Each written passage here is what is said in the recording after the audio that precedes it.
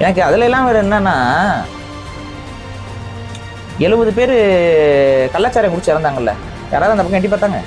கள்ளச்சாராயம் குடிச்சு இறந்தவனுக்கு நாங்கள் எங்க எட்டி பார்ப்போம்? கள்ளச்சாராயம் குடிச்சு இறந்தாலும் உங்க ஊருக்காரன் தானே இறந்தது. கள்ளச்சாராயம் குடிச்சு இறந்தாலும் தமிழ்நாட்டுக்காரன் தானே இறந்தது. கள்ளச்சாராயம் குடிச்சு செத்தாலும் உங்களோட காவல்துறை தட்டி கேட்க முடியாத கள்ளச்சாரத்தை குடிச்சு தானே இறந்தாங்க. வந்து பார்த்துருக்கணும்ல. போனது உயிர் தானே, போனது மனித உயிர் தானே. 70 பேர் செத்ததுக்கு வந்து யாராவது பார்த்தாங்களா? இல்லை வேங்க வயலுக்கே போல நான் ஏன் கள்ளக்குறிச்சி போனோம்? சரி, வேங்க வயலை விடுங்க. வேங்க வயல் வந்து அது வேற இஷ்யூ. அது உயிரிழப்பு சம்மந்தப்பட்ட விஷயம் இல்லை, அது சோசியல் ஜஸ்டிஸ் பேஸ்டு. இது வந்து உயிரிழப்பு சம்மந்தப்பட்டது. ஒரு ஊரில் 70 பேர் இறக்குறாங்க அப்படின்னா அங்கே போய் பார்க்கணும். அப்பெல்லாம் பார்க்காத இது சரி.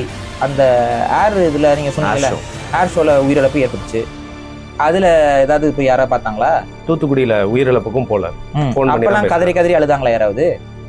இப்போ மட்டும் கதறி கதறி அழுக வருது. அப்பவே சொன்ன மேடம், அப்பவே சொன்னோம். நீங்க அப்பவே சொல்லணும். யார்கிட்ட சொன்னீங்க? அப்பவே சொன்னோம்னா யார்கிட்ட சொன்னீங்க? ஏன் சொன்னீங்களா? அன்பில் மகேஷ். யார்கிட்ட சொன்னீங்க? அதிகாரம் உங்க கையில இருக்கு. நீங்க எதுக்கு சொல்லணும்? நீங்க எதுக்குங்க சொல்லணும்? இவ்வளோ க்ரௌடு வருது அப்படின்னா வென்யூவை மாற்றலாம்ல, போலீஸ் நினைச்சா செய்யலாம்ல. இங்கே கூட முடியாதுங்க, இங்கே வந்து இதுக்கு மேலே ரொம்ப அதிகமாக க்ரௌடு வருது, உங்களுக்கு இவ்வளோ க்ரௌடு நீங்கள் மெயின்டைன் பண்ணால் வேற இடத்துக்கு போங்கன்னு சொல்ல வேண்டியதானே? கூட்டம் சேர சேர தெரியும்ல உங்களுக்கு. இவ்வளோ பேனிக்காக இருக்க அக்கௌண்ட்ல லத்தி சார்ஜ்லாம் பண்ணுறீங்க. யார்கிட்ட சொன்னீங்க? யார்கிட்ட சொல்லிட்டு லத்தி சார்ஜ் பண்ணீங்க? போலீஸ் லத்தி சார்ஜ் பண்ணுது.